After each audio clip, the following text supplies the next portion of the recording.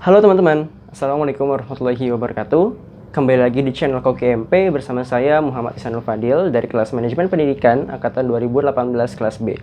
Nah, teman-teman, kali ini saya akan membuat sebuah video materi mengenai kinerja dan penilaian kinerja, yang mana video ini saya buat untuk memenuhi tugas pengayaan literasi yang diampuh oleh Bapak Amril Muhammad. Nah, silahkan simak videonya berikut ini. Halo semuanya, oke, kali ini kita akan membahas mengenai kinerja dan penilaian kinerja. Oke, jadi langsung aja kita bahas materinya satu persatu.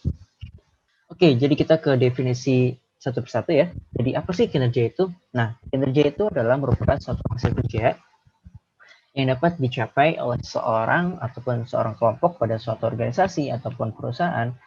Nah, ini disesuaikan dengan wewenang dan tanggung jawab masing-masing individu tersebut.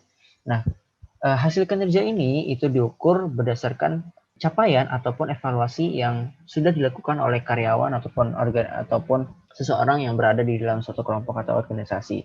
Apakah pekerjaan ini sesuai dengan tujuan ataupun target yang diharapkan oleh organisasi, yang nantinya hasilnya akan dijadikan suatu sumber ataupun acuan untuk melakukan suatu pengambilan keputusan bagi seorang organisasi. Nah, kemudian apa itu yang dimaksud dengan penilaian kinerja?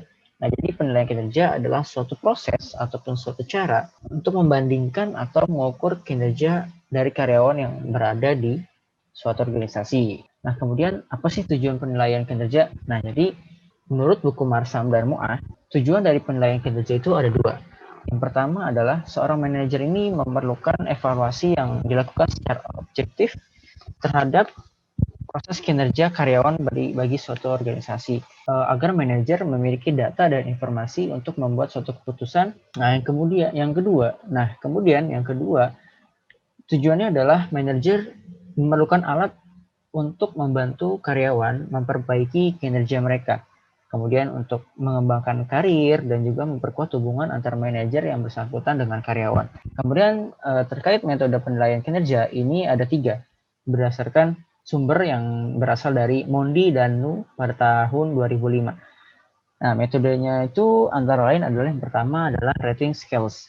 Nah, jadi pada metode ini sebuah organisasi melakukan penilaian kinerja dengan menggunakan skala untuk mengukur faktor-faktor kinerja karyawan. Nah, skala ini biasanya itu berupa angka dari angka 1 sampai 5, di mana angka 5 ini adalah angka ataupun poin atau skor yang terbesar gitu. Itu berarti kinerja karyawan itu baik dan berkualitas. Sedangkan untuk skala 1 itu kebalikannya. Kemudian yang kedua adalah critical incidents.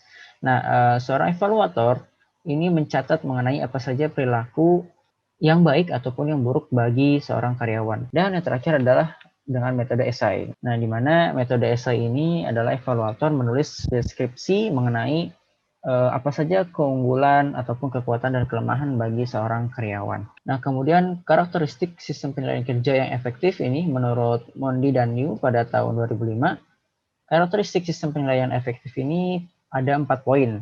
Ya, yang pertama adalah kriteria yang terkait dengan pekerjaan. Nah, ini kriteria yang terkait itu dimaksudkan adalah relevansi antara pekerjaan yang dilakukan oleh karyawan dengan tujuan-tujuan yang hendak dicapai oleh organisasi. Kemudian selanjutnya adalah penilaian yang cakep. Nah, dimaksud penilaian cakep ini adalah di mana seorang evaluator itu harus melakukan asesmen atau melakukan penilaian itu secara tanggung jawab dan penuh dengan rasa jujur. Dan kemudian adalah komunikasi secara terbuka. Nah, ini artinya adalah ketika seorang evaluator ini ingin melakukan suatu penilaian terhadap kinerja karyawan, maka evaluator ini harus memiliki kecakapan dalam berkomunikasi yang bisa diterima oleh orang banyak.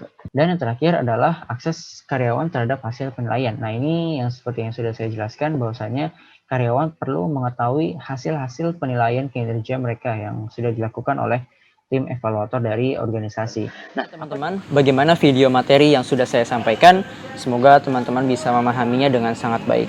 Oke, akhir kata, jangan lupa untuk like, share, and subscribe video kali ini dan channel akun Koki MP. Semoga akun ini bisa menjadi lebih baik lagi dan teman-teman bisa menjadi lebih terbuka wawasannya. Sekian dan terima kasih.